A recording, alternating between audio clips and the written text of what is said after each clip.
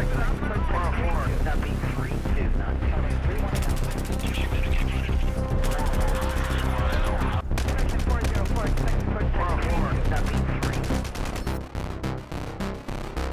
guys, Fake Rooster here, and today I'm bringing you episode 2 of the RSOC tapes.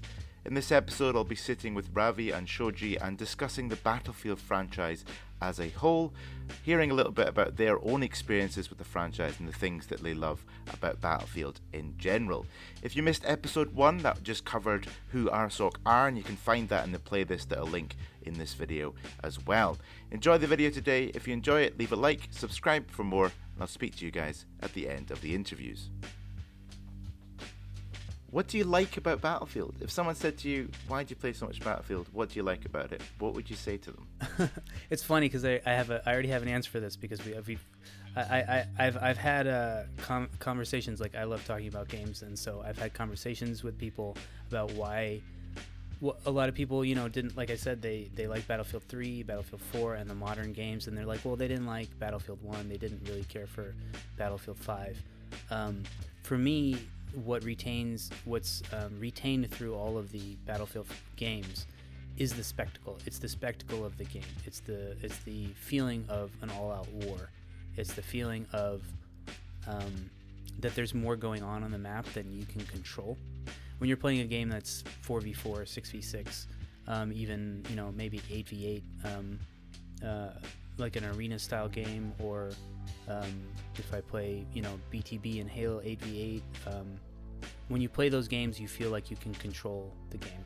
Until Battlefield, I'd never played a game that was 32v32, and so you have your squad, you have 4 or 5 people depending on the game, in your squad, and you can really only do so much on a map. You can't control the entire map. You can't affect everything. It's reliant on everyone else in the game, and in the same way, you can still kind of semi-turn the tide of the map. You can affect things in ways. As someone who, the more I understood the game with Battlefield 4, because BF3 got me into the game, but I started playing more Conquest with Battlefield 4 and playing with people regularly. And so I would frequently be squad leader most of the time, thinking about the game while we were playing it. I was trying to figure out how to win even in a 32v32 server. So I'd understand that, like, okay, as a squad, as a squad leader, and thinking about the entire map, you may not be able to push through the choke point in the middle of the map. But if our entire squad could flank around on the other side of the map, take 1 point, we'd create a spawn point on the other side of the map for the entire rest of the team. We would turn around some games as a 4-man, 5-man squad. So yeah, we could affect the larger game, even though we would, potentially die over and over again trying to take 1 point on the other side of the map.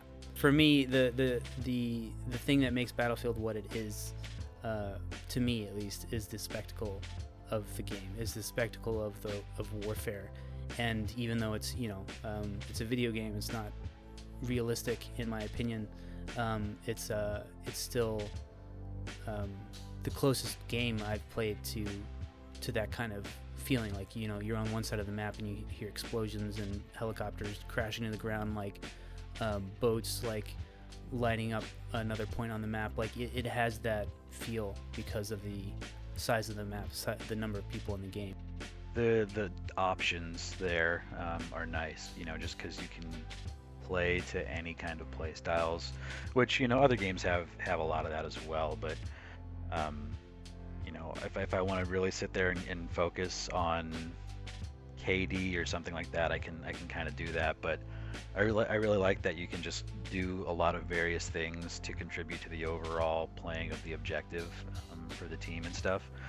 But I think it was just, I don't know if it was necessarily like one specific aspect of it.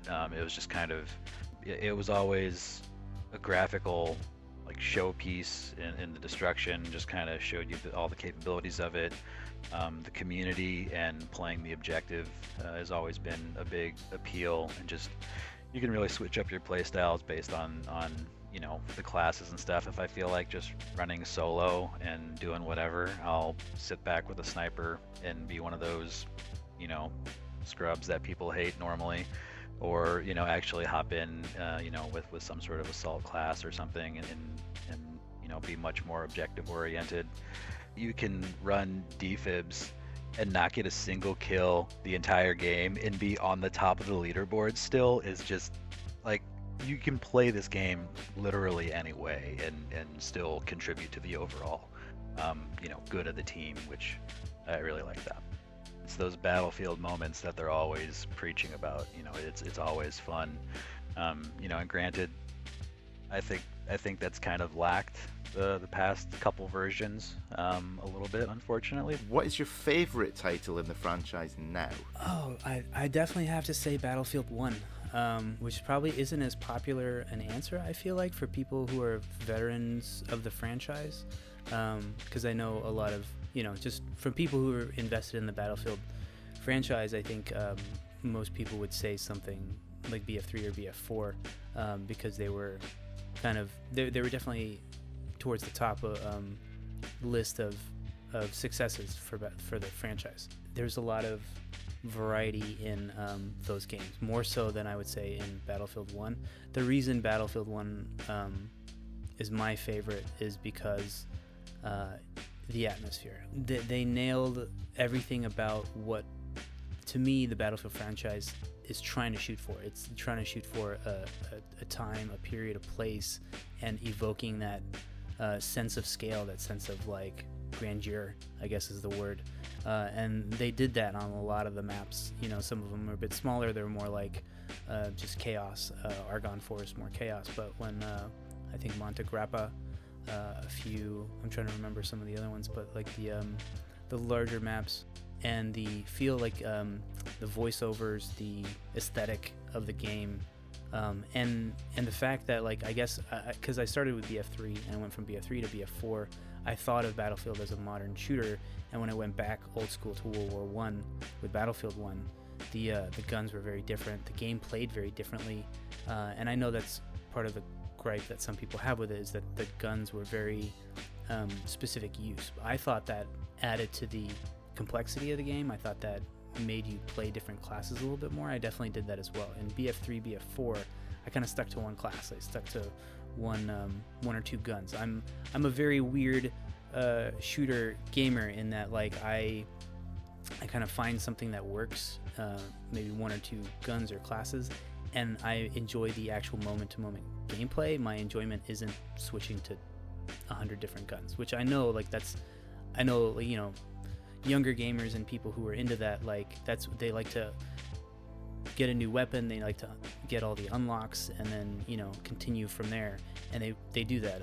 I remember another older RSOC guy, like, he wanted to get every single gun to like 100 kills with every single gun in the game in Battlefield 4. I'm like, that's great, that's cool. To me, I'm like, I want to find a gun that I can shoot people close range, long range, and I'm going to stick to that gun. So I found a couple different ones, and then I stuck with those and stuck with a specific class. So Battlefield 1 made me kind of mix things up a little bit more because of the different ranges of the weapons, and so I appreciated that.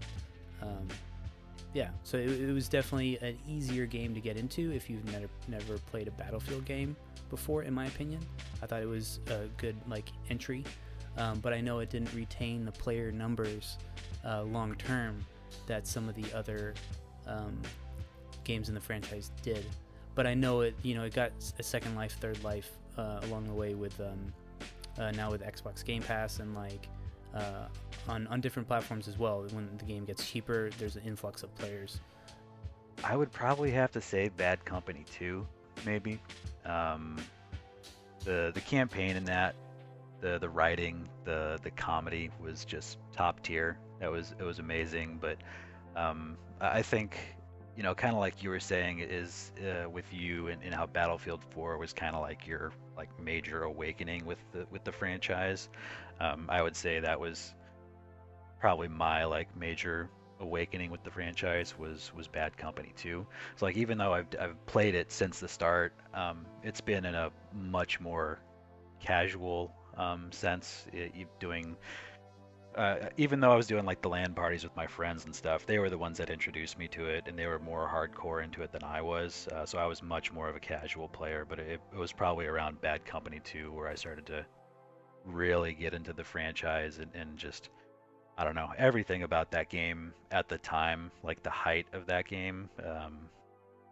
I'm probably looking at it with some nostalgia, but Bad Company 2, man, that was just like top tier for me. So height of the Battlefield Bad Company 2 days would be one that I'd like to kind of go back and relive.